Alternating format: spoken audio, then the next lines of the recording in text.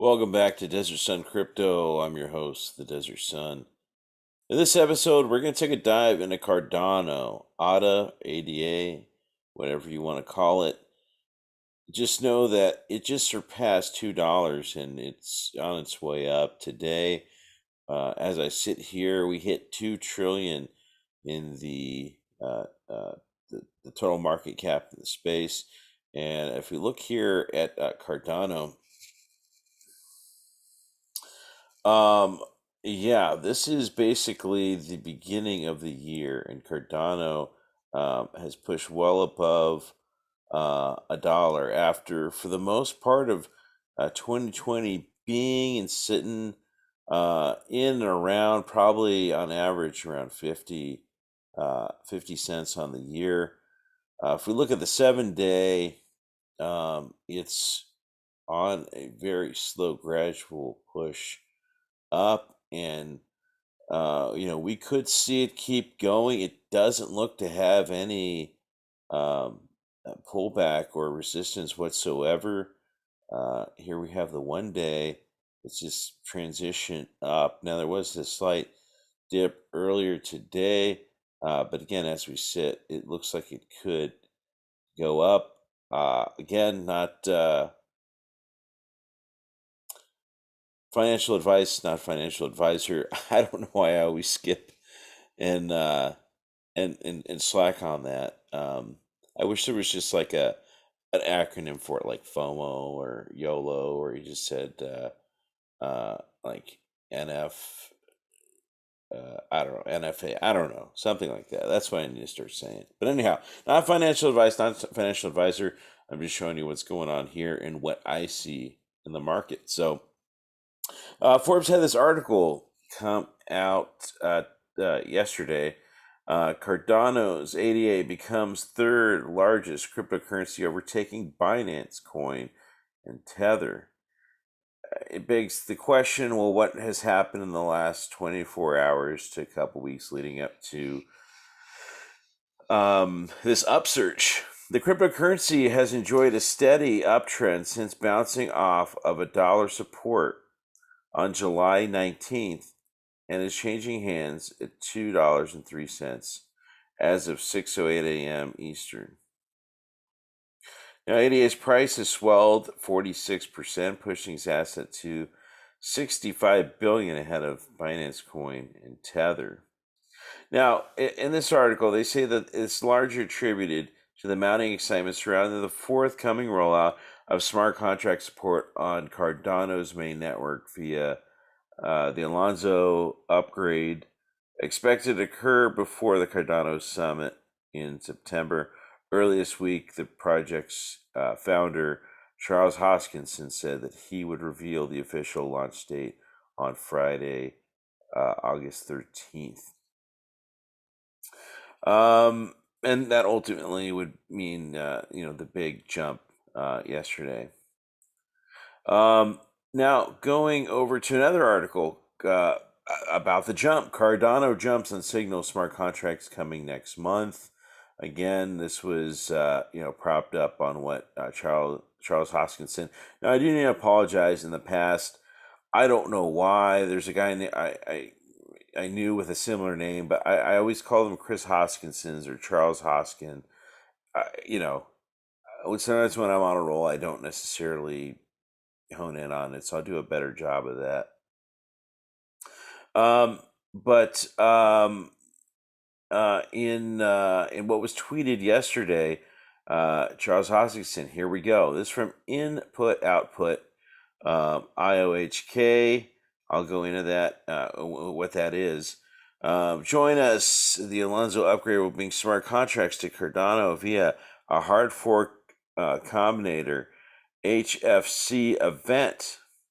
Find out more about the journey to a new era of smart contracts, DeFi, and more for Cardano when we plan to deploy. Now, let me jump over to Input Output Hong Kong. That's IOHK Hong Kong. What is it? Well, it's basically the parent research company group whose project is Cardano. And at the helm of the team are Charles Hoskinson and Jeremy Wood, both who left Ethereum.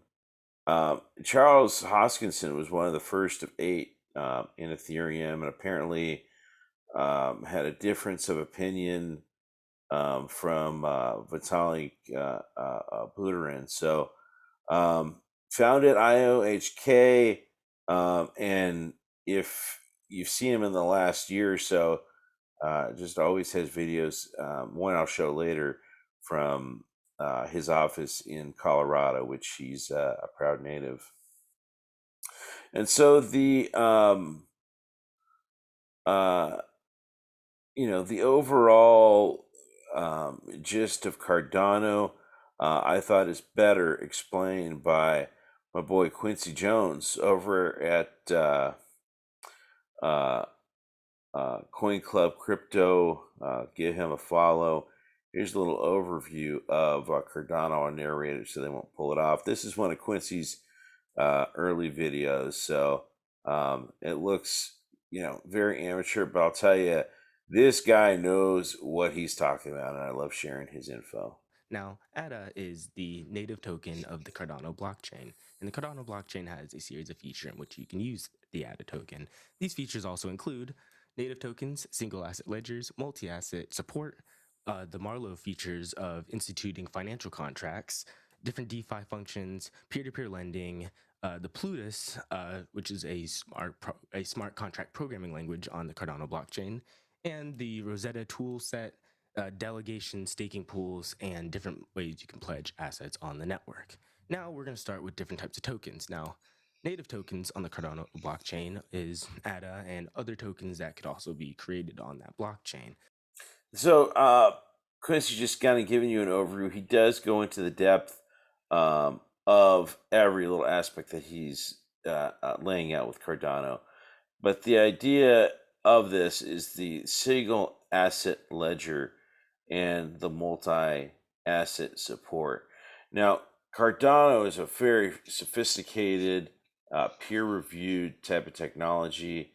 And, if I go back and I show you, um, IOHK and their research team, it's basically all these rows of folks here, including some professors and research fellows. uh, I'll tell you, the operation that is ran over there is, um, you know, pretty polished, I'm really interested to see where it goes. Now, I'm a huge fan of Cardano, have been for quite some time.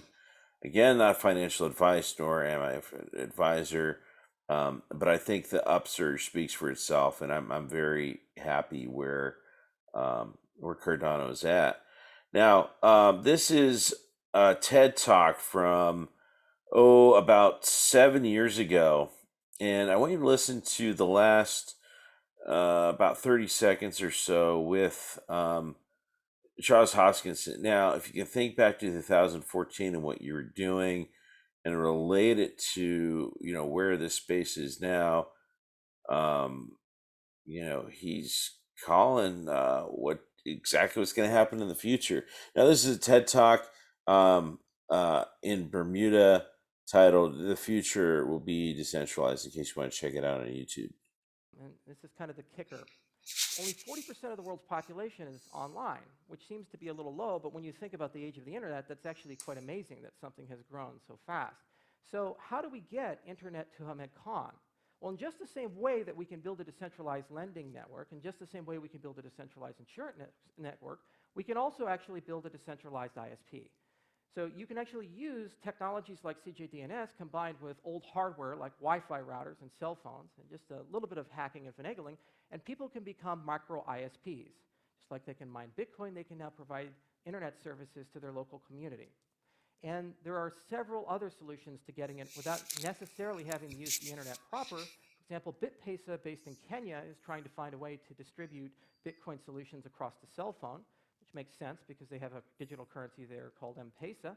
And finally, BitNation is probably the most ambitious. They're actually building a global network of ambassadors that are going to provide a full suite of services. I'm going to pause it right there. just to kind of show you ultimately with where we were at 2014 and where we're going, it's certainly up, I would say. I don't have the number off the top of my head. But if you think about in the whole ecosystem of where adoption is going to come from, it starts at the very fundamental part of just being able to access the internet. If you raise the access of the internet, you raise the ability of people to educate themselves and explore everything that's on the internet, and which maximizes ultimately the use of cryptocurrencies financially as well as many others in the ecosystem. And so everything is related. And so you can't just say, hey, we're just going to grow the crypto space without factoring in the growth of the internet. So this is something not to forget about with regard to how we view the crypto space. Go on, Charles. So it's a very rich field. There's a lot of work that needs to be done. But one thing I do know is that the future is going to be decentralized, just like TED. Thank you. Mic drop. And so that is Charles Hoskinson's. Here's him. Fast forward to just 2 weeks ago or so. Now listen closely to what he says here, and this is ultimately, where I kind of want to go and where I want to leave it off today. Little program and a lot of test code being written. And I can't wait to see some of the infrastructure like QVIC's property-based testing framework and other such things work their way to Cardano.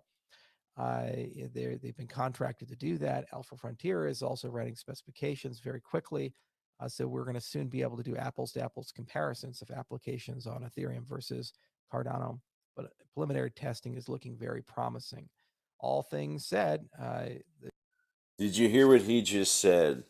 Now, you don't need to be an expert on what the technological jargon he's saying is. You don't have to learn that. No one's asking you to learn how to code and become a cryptographer. What he's just said was matching apples to apples with Ethereum, and that he's very proud or confident in that. That alone are the things that you need to listen to when you're doing research, when you're looking information in this space. Um, I was sitting here and I just had my head back listening to him, and I literally had to stop and listen over and over again because I thought to myself, where's Ethereum at? It's the second largest, probably most well known. Arguably, there's always Doge. But nevertheless, this rise in value that we're seeing in the market, it is based on the work that they're doing. And so here you have the CEO,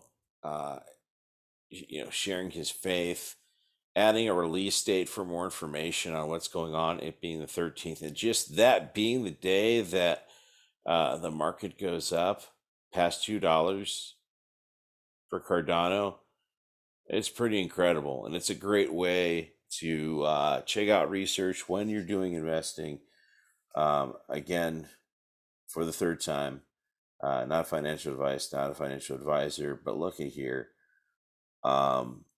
Let's see where this goes. I'm really excited about Cardano. Congratulations to Charles Hoskinson and the whole team at Cardano. I certainly am going to keep an eye on this as we go forward. But certainly look into his channel. I would say of any CEO, and this is why people have so much faith in Charles Hoskinson, he's, as opposed to being like a figurehead, and I don't mean to diminish any of the other CEOs like Brad Garlinghouse, Jim McHale over at XLM, but Charles Hoskinson, he just comes across like a guy who, knows what he's talking about. And, I don't know if it's the glasses and the look he's got, but whatever it is, there's a lot of credibility that comes in that space. So, that is all I've got this episode. Check out more and later. This is the Desert Sun Crypto. Don't forget to hit a like and subscribe and comment if you'd like me to reply. Take care.